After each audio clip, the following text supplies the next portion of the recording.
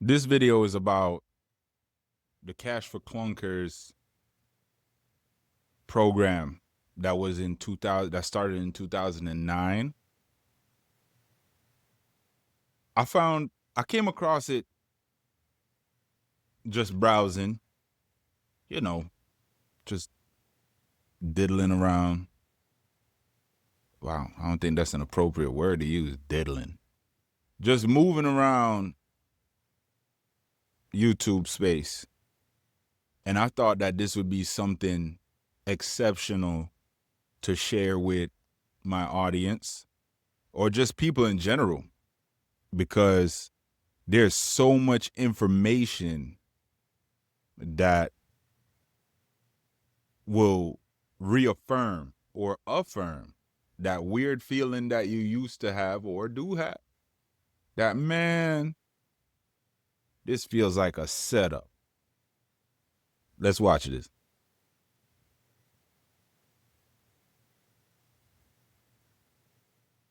Federal government launched Cash for Clunkers. Turn in your old car, get up to $4,500 toward a new fuel-efficient one. Help the environment. Boost the economy. Everyone wins. Real mechanics knew better. What Cash for Clunkers actually did was execute a calculated, government-mandated destruction of the most reliable analog vehicles ever built in America.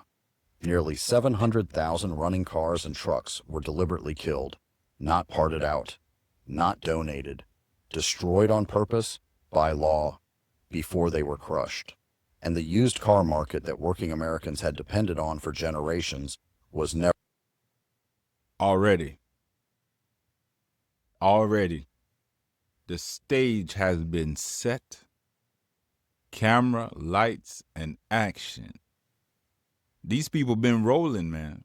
I don't want to get too political because I just would like to inform people. But I don't want the government at my door, trying to make an example out of me. So I'm gonna need you to do your own research after this, or during, and verify the credibility of said statements being made in this video. Never the same again. This is the forensic audit of how they did it, what they killed, what replaced it, and what you need to know before the next phase of this trap locks into place in 2026. Number 1, the liquid glass execution. To qualify for the rebate, dealerships were legally required to destroy the engine of every trade-in before it left the lot. They could not resell it. They could not part it out. They had to kill it. The method was sodium silicate solution, liquid glass. Mechanics drained the engine oil from each qualifying vehicle and replaced it with sodium silicate. Then they started the engine and let it run. The sodium silicate heated and crystallized inside the block. Metal surfaces that were supposed to glide began grinding. Within minutes, the pistons seized.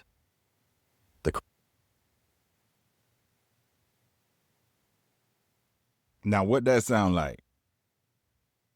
What is this sounding like? This is all nothing is by chance. This is all by design. Okay? This is all by design.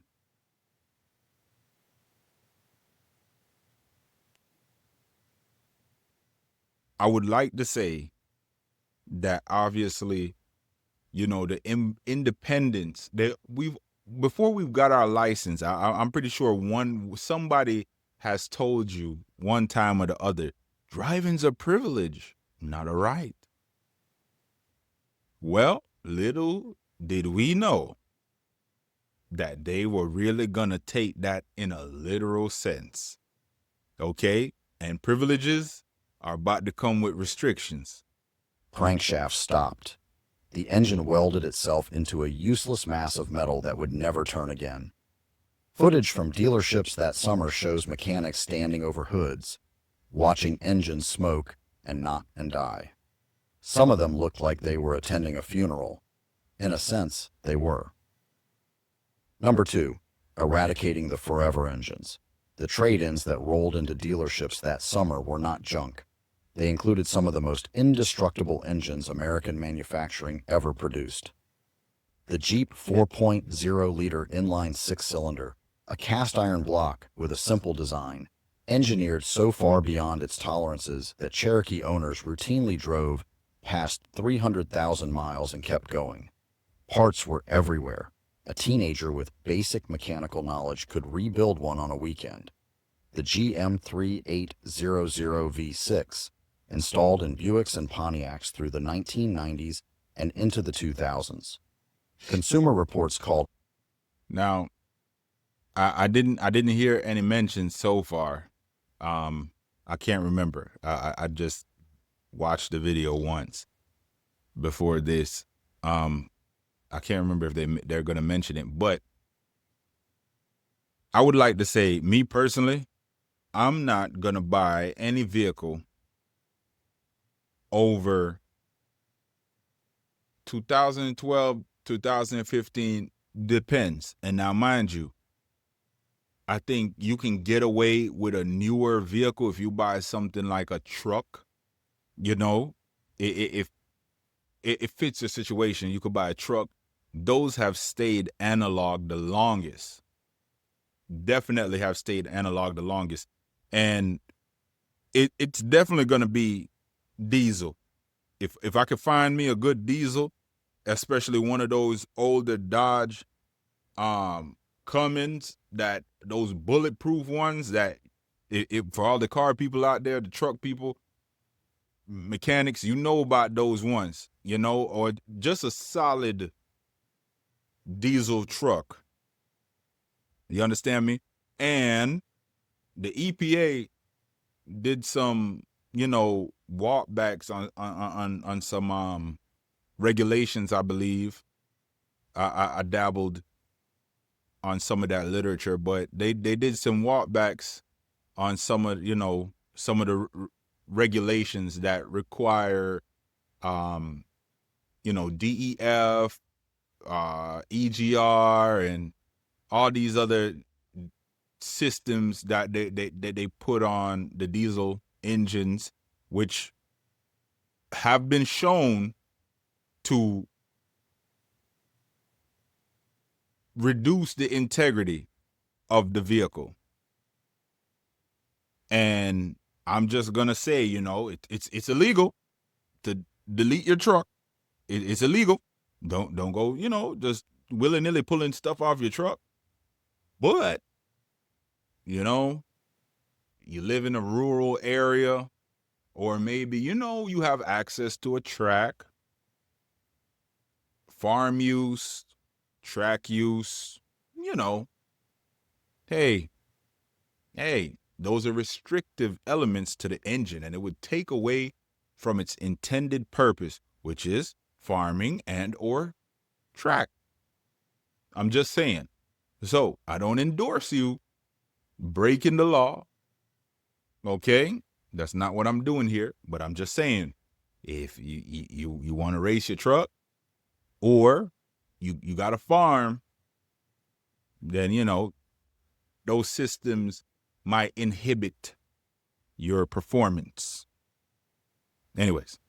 One of the most reliable engines ever produced. Owners talked about these engines the way old ranchers talked about a good working horse. They just did not quit. Both of them shared one thing the auto industry in 2009 desperately needed to eliminate. They were repairable by ordinary people. No proprietary software, no dealer visit required. Parts at any auto parts store. You cannot sell a working-class family a new $40,000 SUV on a 7-year loan if their 1998 Jeep Cherokee refuses to die. And mind you, last I checked, the average car payment on a used car, used to new car, is going to range from like $550 to $800 conservatively. And if you're a little bit more bougie and require a little bit more luxury in your life, then don't be surprised. Even with good credit, you're pushing anywhere from upwards $900 to $1,200.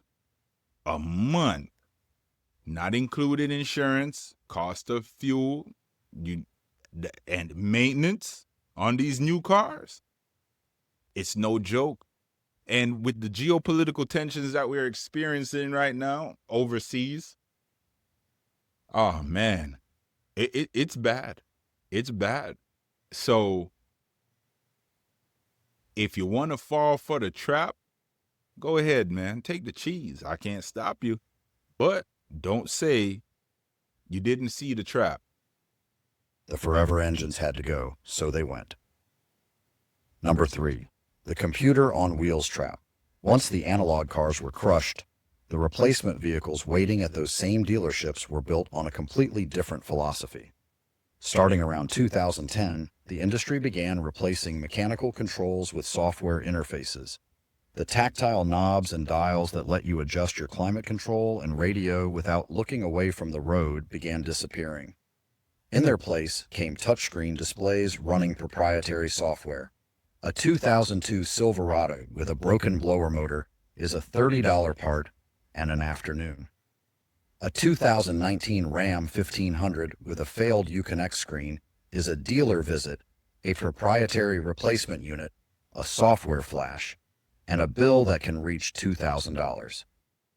And just to pause there, somebody once enlightened me that Tesla is a software company that just so happens to make cars. And as time marches forward, it's not just Tesla. It's all of them at this point. They're just, harvesting our data, feeding whatever intelligence with our data, or finding more ways to extrapolate, whatever little finances that we have. At the end of the day, nothing's real. Nothing that we're seeing. Listen, if you think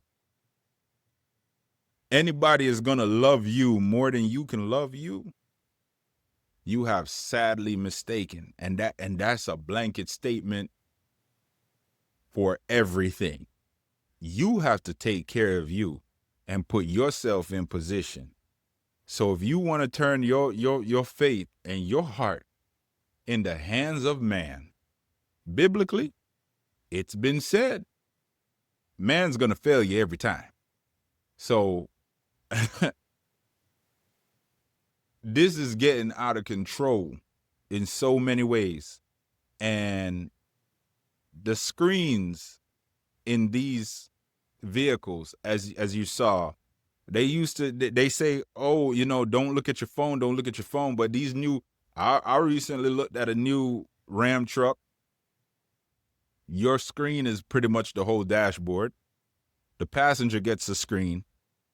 The people in the back get a screen. Everybody gets a screen. I'm partially believing that Oprah had something to do with it. Everybody gets a TV. And it's pretty much the size of a TV. They are huge. But yet, they're worried about your phone. Don't text and drive. Apple Connect, Android Auto, all these things, the whole infotainment system in these vehicles now are ridiculous. And like the guy in the video said, there's no tactile knobs for you to just, muscle memory. I'm driving. I don't want to take my eyes off the road, turn it down, adjust and, manipulate my system in whichever way I see fit to, comfort myself. I have to look away. And everybody knows it only takes 1 second. 1 second. The repair cannot be sourced elsewhere. AutoZone cannot help you. Your neighbor with a lift in his garage cannot help you. This is not a coincidence. When a vehicle becomes a software platform, every repair becomes a revenue event. The backyard mechanic was engineered out of existence, and the people who paid the price were the working Americans who bought the cars. Number 4, the telematic spy grid. Since approximately 2012, nearly every new vehicle sold in the United States has shipped with a cellular modem installed at the factory. You may not have been told, you almost certainly were not asked. Systems under names like OnStar and other connected services are collecting data continuously. Hard braking, rapid acceleration, GPS coordinates, time of day, trip duration. Through data brokers including LexisNexis Risk Solutions, this behavioral data is packaged and sold to insurance companies. Your insurer may be using data about how you drove last Tuesday to raise your rate next month, without telling you where that data came from. A 2002 Toyota Camry does not have a cellular modem. It does not report your driving to a server farm. The person driving a 25-year-old truck is not generating a behavioral profile for an insurance algorithm. That is the difference between a tool you own and a device that monitors you. Number 5. The 2026 Kill Switch Mandate. This is the part that sent the comment section into a full panic. The panic is justified. Buried inside a federal infrastructure bill is a mandate requiring what legislators called advanced impaired driving technology in all new passenger vehicles. The mechanism is a computer system using interior cameras and sensors that holds the authority to decide whether you are fit to drive. If the system decides you should not be driving, it can disable your vehicle. Now imagine, let's just say I work hard and I grinded up, good credit, decent down payment, and I bought, let's just say an Escalade or something for sake of conversation, right? And this thing, I get into my little sentient transportation system, and it looks at me and says, you know what? You're not going anywhere today. Now, mind you, them vehicles is like, 80,000 to 100,000. Okay. And not that I would spend that. Well, I mean, hey, it ain't tricking if you got it. But not that I personally would spend that on a vehicle that I got to stop at every red light and everything. Just like everybody else. It's no special privileges other than showing people, hey, look what I'm doing. But nevertheless, this vehicle tells me I can't go after spending, and God forbid, I'm still paying for it too. So you know that $80,000 vehicle is going to be like, I don't know, about 110, 140 by the time I get done with it. And it's going to tell me I can't go nowhere. I will politely get out. And I don't know, man. It's just spontaneous combustion. Okay? Not alert you. Disable the vehicle. The rollout timeline points toward vehicles produced around 2026 meeting this requirement. Once it is standard, every new car sold in America will have a federal kill switch managed by an algorithm you cannot audit and cannot override. What happens when the camera fogs up in a Minnesota winter and the system reads it as an impaired driver at 70 miles per hour? There is no appeals process. There is no human in the loop. You will not own a car. You will own a permission slip to travel, revocable at any moment by an algorithm. Number 6, the Ghost Fleet Rebellion. This is why, right now, there is a growing movement of Americans hunting down old trucks and old SUVs built before the touchscreen era, before the telematics grid, before the kill switch mandate, and paying premium prices for them. A 1999 Ford F-250 with a 7.3-liter diesel under the hood. No cellular modem, no proprietary software, no algorithm with authority over the ignition. Parts available everywhere. Repairable by anyone who has ever held a wrench. A machine that belongs entirely to the person who owns it. These are the Ghost Fleet, the survivors that did not roll into a dealership in the summer of 2009. The engines that escaped the sodium silicate. Paying a premium for a 25-year-old truck is not nostalgia. It is the most rational vehicle purchase an American can make in 2025 if they understand that every new car sold today comes with surveillance hardware, software systems designed to generate dealer revenue, and a federal mandate for an engine disable switch. The window to find one is closing fast. Did your car survive the 2009 Crusher? What analog machine is sitting in your driveway right now? Drop it in the comments. Hit subscribe, and whatever you do, do not buy the digital trap. And that's what it is, people. Not just in the automotive industry, but in our day-to-day lives with almost everything we interact with, and with the prevalence of certain systems on the rise, we've pretty much gave way,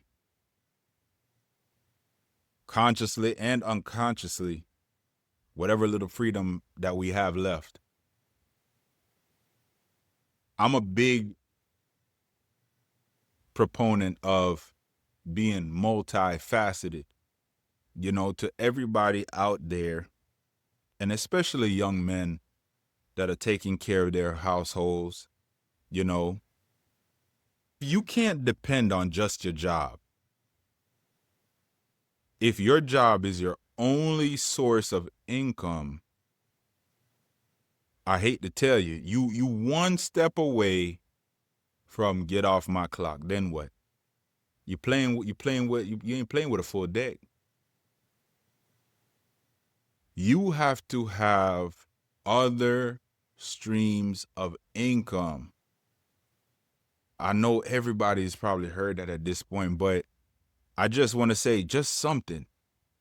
Everybody has a skill, a talent, something that you can do and monetize it so that you have the opportunity to keep a roof over your head and the lights on. At least if you could do that, you could find a way to put some food in the pot.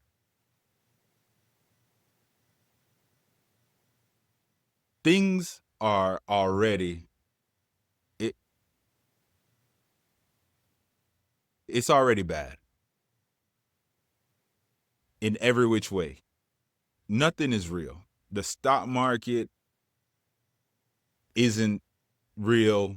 The news isn't real. Everything is to just push us in a particular direction that the powers that be would like us to go. And again, I don't want to be that kind of guy. I'm not trying to be this conspiracy guy. That's not my thing. I love my stocks. I love my futures. I love trading. But I just feel like I was compelled to help share this message for people to not just take this for what it is, but also go and do your own research, in anything and everything. And just see how credible what you thought was real is. Don't just lean on one source. Do your research. Don't be afraid to do a little bit of reading. They say that's where they like to hide stuff. In the texts. So read, make comparisons, stay on the swivel, because these people playing for keeps, and you think that you believing in a particular organization is going to save you. No, you're sadly mistaken. That's a fatal mistake. Get your house in order, get your finances in order, get your mental health and physical health in order, because what we're about to experience as people, not even just as a country, as people, it will be unprecedented for our time. Nothing's new under the sun. Every kind of oppression, every kind of depression has already in some way, shape, or form taken place. But for us, oh, this is going to be earth shaking. So I don't know about you, but me in particular, I'm not worried about keeping up with the Joneses. I'm going to get something that I can wrench on at my leisure on a Saturday morning, Friday afternoon, Sunday afternoon. I don't know, just on my time. Because everything else seems to require a doctor. Can you imagine? What if they made you start having to pay health insurance on your car? Oh, man, that's funny. But anyways, stay well, stay healthy. Get your bread and stay out the way.